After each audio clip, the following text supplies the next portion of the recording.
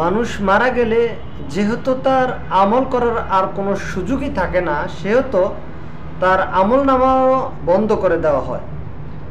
একজন মানুষ পৃথিবী থেকে যখনই সে বিদায় হবে তখন থেকেই তার আমল নামা বন্ধ হয়ে যাবে, যেহেতু তার আমল করার আর কোনো সুযোগ থাকে না। সেজন্য জীবিত থাকা অবস্থাতেই একজন মানুষের উচিত তাকে আমল করা বা ইবাদত করে যাওয়া, সাথে সাথে এমন কিছু করে যাওয়া যেটা মৃত্যুর পরবর্তী জীবনেও সে উপকৃত পেতেই থাকবে, যেটাকে বলা হয় সাদাকায়ে জারিয়া। তো আমরা আজকে এই বিষয়টা একটু সুস্পষ্ট করব, কারণ আমাদের সমাজে আমরা দেখি যে কোনো ব্যক্তি যদি মারা যায় তখন তার জন্য অনেকেই চল্লিশা করেন, 4 দিনা করেন, অথবা আরও বিভিন্ন দিবস পালন করেন এবং তাকে কেন্দ্র করে অনেক সময় দেখা যায় অনেক কাজ করেন। তো আসলে সেগুলি থেকে সে কতটুকু বা কী পরিমাণ সব সে পাবে এই ব্যাপারে আমাদের সচেতনভাবে একেবারে ক্লিয়ারলিভাবে আমাদেরকে বিষয়গুলি সুস্পষ্ট হওয়া জরুরি। তো এ ব্যাপারে সহিহ মুসলিম একটি হাদিস রয়েছে 4310 নম্বর হাদিস, এবং আবু দাউদের 2882 নম্বর হাদিস। হাদিসটি তিরমিজিতে রয়েছে 1396 নম্বর হাদিস, তাছাড়া 76 নম্বর হাদিস। তাছাড়া নাসাইতে রয়েছে 3651, সহিহ ইবনে খুজাইমাতে রয়েছে, মুসনাদ আহমদে রয়েছে, তারপরে আপনার আদাবুল মুফরাদ রয়েছে, সৈয়দ তারগিব আত তারহিবে রয়েছে। এই ধরনের আরও কয়েকটি গ্রন্থের মধ্যে হাদিসটি লিপিবদ্ধ রয়েছে। এই হাদিসটা বিভিন্ন গ্রন্থ রয়েছে। আবু হুরায়রা রাদিয়াল্লাহু তাআলা আনহু থেকে হাদিসটি বর্ণিত। আন আবি হুরায়রা রাদিয়াল্লাহু তাআলা আনহু قال قال رسول الله صلى الله عليه وسلم। আবু হুরায়রা রাদিয়াল্লাহু তাআলা আনহু বলছেন, রাসূলুল্লাহ সাল্লাল্লাহু আলাইহি ওয়াসাল্লাম বলেছেন যে ইযা মাতাল ইনসানু ইনকাতাহা আনহু আমালুহু ইল্লা মিন সালাসা। মানুষ যখন মারা যায় তখন তার আমলের দরজা বন্ধ হয়ে যায়।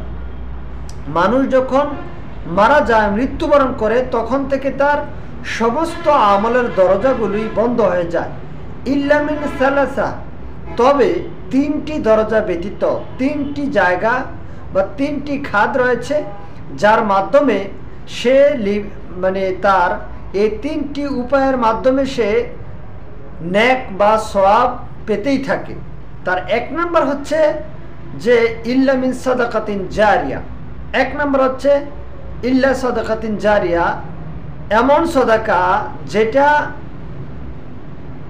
সাদাকায়ে জারিয়া হিসাবে সাব্যস্ত, অর্থাৎ এমন কোনো দান করে গেলেন যেই দানটা আপনার জন্য পরবর্তীতে উপকৃত হতে পারে। যেমন আপনি যদি একটা মসজিদ নির্মাণ করে যান তাহলে আপনি দুনিয়া থেকে বিদায় হয়ে যাবেন, এ কথা ঠিক, কিন্তু ওই মসজিদে যত মানুষ এসে সালাত আদায় করবে, ওই মসজিদে যত মানুষ এসে জিকির তাসবিহ তাহলিল করবে, ওই মসজিদে যত সওয়াব বা কোরআন তেলাওয়াত করবে, নেক আমলের যত প্রতিযোগিতা ওই মসজিদে হবে, তার একটি অংশ আল্লাহ সুবহানাহু ওয়া তাআলা আপনার আমলনামাও তুলে দেবেন। তাহলে চিন্তা করুন, এটা হচ্ছে সাদাকায়ে জারিয়া, যেই সাদাকাটা আপনি মৃত্যুর পরও পেতে পারবেন, যার সওয়াব, যার নেক। এছাড়াও হতে পারে যে আপনি এমন সাদাকা, একটা তো হচ্ছে নগদ, আপনি একজনকে টাকা দিলেন, 10 টাকা দিলেন, সে এটা খেলো, শেষ করে ফেললো, এটা এক প্রকার সাদাকা। কিন্তু এই সাদাকার কথা বলা হয়নি, যেই সাদাকা হচ্ছে সাদাকায়ে জারিয়া, অর্থাৎ আপনার মৃত্যুর পরবর্তী জীবনও দেখা যাচ্ছে যে আপনার মরার পরেও ওই সাদাকাটা জারি থাকবে, থেকেই যাবে। হতে পারে সেটা কোনো ব্যক্তিকে একটা গাছ উপহার দিয়ে আপনি দুনিয়া থেকে বিদায় হয়ে গেলেন, ওই গাছ থেকে যত মানুষ ওই গাছের ফল খাবে, অথবা পশু পাখি ফল খাবে, অথবা অন্য কোনো মাধ্যমে এই গাছ থেকে মানুষ উপকৃত হবে, গাছের ছায়া পাবে, তো এগুলার যে সওয়াব কোনো ব্যক্তি পাবে, তার সমপরিমাণ সওয়াব আল্লাহ সুবহানাহু ওয়া তাআলা আপনার আমলনামা তুলে দেবেন। তো রাসূলুল্লাহ সাল্লাল্লাহু আলাইহি সাল্লাম বলেছেন এর জন্য যে সাদাকায়ে জারিয়া, যেটা হচ্ছে প্রবাহমান সাদাকা। এতই একটা সূক্ষ্ম বিষয়, আমাদের হয়তো অনেকেই বিষয়টা অন্যভাবে আমরা দেখি, অথবা বিষয়টাকে আমরা ক্লিয়ারলি যেভাবে দেখা উচিত আমরা সেভাবে দেখি না। যে একজন মানুষ এমন একটা সাদাকা করে গেল, যে সাদাকার বিনিময়ে সে কিয়ামত পর্যন্ত এর সওয়াব সে পেতেই পারে। একটা মাদ্রাসা নির্মাণ করে গেলেন, একটা মসজিদ নির্মাণ করে গেলেন, অথবা একটা কল নির্মাণ করে গেলেন, কল বসিয়ে গেলেন, অথবা আরও বিভিন্নভাবে আপনি দান সাদাকা করে গেলেন, যেই সাদাকাটা চলমান সাদাকা, যেটা চলমান কার্যক্রম বা চলমান মানুষে উপকৃত হচ্ছে, এমন সাদাকা থেকে আল্লাহ সুবহানাহু ওয়া তাআলা আপনার আমলনামায় নেক বা সওয়াব দিতেই থাকবেন। সুবহানাল্লাহ, এক নাম্বার। দুই নাম্বার হচ্ছে আও ইলমিন ইউনতাফাউ বি, এমন ইলম যে ইলম দ্বারা মানুষ উপকৃত হয়। আপনি এমন কোনো জ্ঞান মানুষের মাঝে বিতরণ করে গেলেন, এমন কোনো ইলম মানুষের কাছে প্রচার করে গেলেন, এমন কোনো জ্ঞান, এমন কোনো ইলম আপনি মানুষের কাছে রেখে গেলেন, যে ইলম দ্বারা মানুষ উপকৃত হচ্ছে। মানুষকে আপনি এমনভাবে ইলম দিয়ে গেলেন যে ইলম দ্বারা মানুষ উপকৃত হচ্ছে। আপনি আপনার সন্তানকে ইলম দিয়ে গেলেন, আপনি আপনার প্রতিবেশীকে, আপনি আপনার ছাত্রকে, অথবা অন্য যে কাউকে আপনি ইলম দিয়ে গেলেন, ওই ইলম দ্বারা আরেকজন উপকৃত হচ্ছে, তার ইলম দ্বারা আরেকজন উপকৃত হচ্ছে। এই যে ব্যক্তি বিশেষ একজনের পর একজন আসবে আর তার উপকৃত হচ্ছে, তো রাসূলুল্লাহ সাল্লাল্লাহু আলাইহি সাল্লাম বলছেন যে এর সওয়াব আপনি মৃত্যুর পরও পেতেই পারেন, পেতেই থাকবেন। তাহলে এমন ইলম যে ইলম দ্বারা মানুষ উপকৃত হচ্ছে।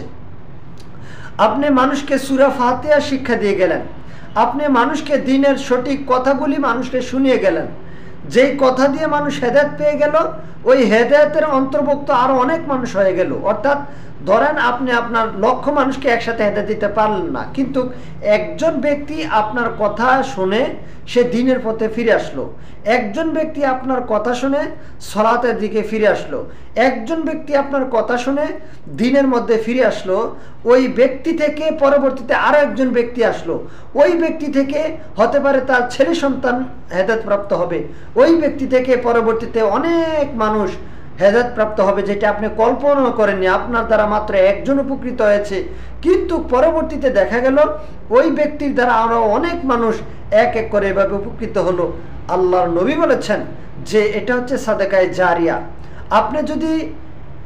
আপনি যদি ওই ব্যক্তিকে বা কোনো ব্যক্তি যদি আপনার দ্বারা ইলম অর্জন করতে পারে, ইলম হাসিল করে থাকে, তাহলে তার দ্বারা যত মানুষ ইলম পেয়ে উপকৃত হচ্ছে, তাদের যত সওয়াব হচ্ছে, যত নেক হচ্ছে, তার সমপরিমাণ সওয়াব আল্লাহ সুবহানাহু ওয়া তাআলা আপনার আমলনামাও তুলে দেবেন। সুবহানাল্লাহ।